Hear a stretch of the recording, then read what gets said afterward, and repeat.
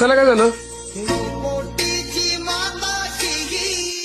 रडताय का जणू?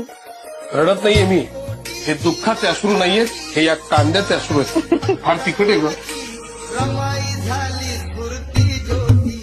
राहू द्या, मी करते. अरे नको, ठेव ठेव ठेव. मी आज मसाले भात करणार आणि तुला खाऊ घालणार म्हणजे घालणारच. गो. नाही साहेब, राहू द्या, मला नाही, जा. Rama, please don't disturb me. भया